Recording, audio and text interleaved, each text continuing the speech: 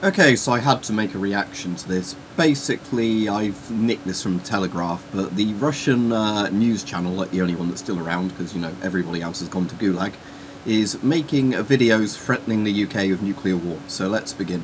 Что будет после слов Бориса Джонсона об ответном ударе по России? Вообще на Британских островах, похоже, заговариваются. Зачем грозить ядерным оружием бескрайней России, сидя на, в общем-то, маленьком острове? Okay, so first, I'm not even sure if they're saying that the UK is threatening to nuke Russia, which we're not, but let's assume that that's what they're maybe assuming. And this is coming from a country that's carried out chemical weapons attacks and radiological weapons attacks in the UK anyway to assassinate people who criticise Putin.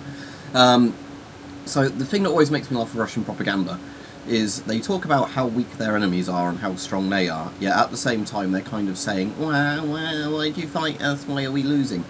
They do this a lot of Ukraine, you'll notice, basically, where they'll constantly say how weak and kind of useless the Ukrainians are, while trying to hide the fact that they're getting their shit kicked in by Ukraine.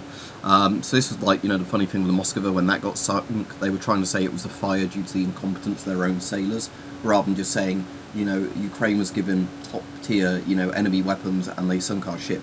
You know, this should be a rallying cry for war. Instead, they're just pissing off their own people further by basically saying, nah, your kids that died on the ship, they were useless, they didn't know how to fight the fire. So anyway, let's carry on with the ramblings of a vatnik.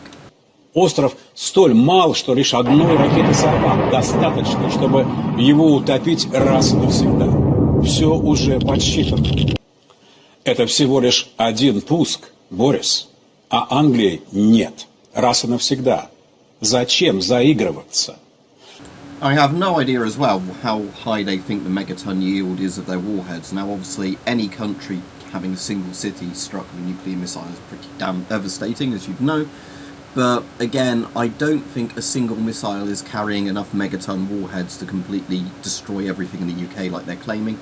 But you know, I haven't seen the secret Russian documents on their top tier missiles. But you know, in general, you assign lots of nuclear missiles to a single target, even if it's a MIRV. You know, the idea is that you hit lots of things several times over to be sure.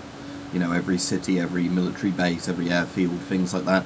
You don't just launch one missile, because of course, if they did this, there will be a retaliatory strike, and guess what? No more Russia, because Britain also has nuclear weapons, as they've probably forgotten.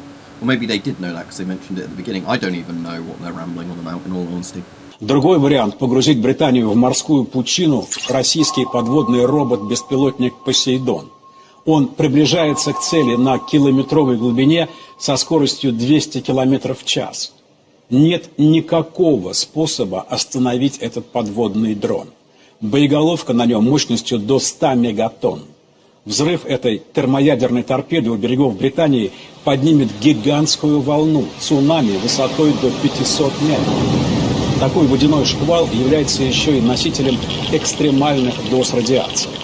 Пройдя над Британскими островами, он превратит то, что от них, может быть, еще и останется, в радиоактивную пустыню, надолго непригодную. Now, obviously, an underwater nuclear torpedo would be a pretty devastating thing, but yet again, I kind of have my doubts that these things even exist, because as we've seen with so much of the Russian saber rattling with what's actually playing out in Ukraine, none of their top-tier stuff like the Armatas actually ever turn out, you know, into the field. I don't think we've even seen the BMP Terminator turn up yet, and things like that. So again, it's the Wunderwaffe sort of program of, we have these really amazing, powerful, like, you know, vengeance weapons. You know, because Hitler was obsessed with Wunderwaffe and vengeance weapons and all that. And again, only the V1 and the V2 actually worked with that program. Now, considering the disarray of the rest of the Russian, you know, army and everything, where, you know, all of that scrap metal, missing parts from everything, so they've all been stolen and sold off for crocodile and vodka, I'm kind of wondering if, you know, their nuclear arsenal is actually up to much, saying that. Has anybody done an inventory check on it? It might be worth, you know, them having a look, because, you know, for the most part, I'm actually pretty not concerned about the Russian nukes anymore. If it's gone anyway, you know, the rest of the army has since the time of the Soviet Union. The Soviets were actually a scary threat. These guys, not so much. They're more of an embarrassment, I'd say, at this point. And again, this isn't aimed at regular Russian people, it's just aimed at this crazy clown leadership that they have in power. Now, there's one final note I want to end on just because I think it's funny, and it's this. And judging by the state of, what the people are like in this country anyway, the whole North FC stereotype, which is kind of weirdly true, I think we'd probably have pretty good odds at us living as some sort of roaches in a nuclear wasteland. But anyway, as I've said, this is Russian saber-rattling because they're getting angry. I imagine most of this is for their domestic audience, Russia's strong, how dare countries threaten us and stop our plans, whatever. But, threatening nuclear-armed nations with nuclear strikes is probably not a very good idea.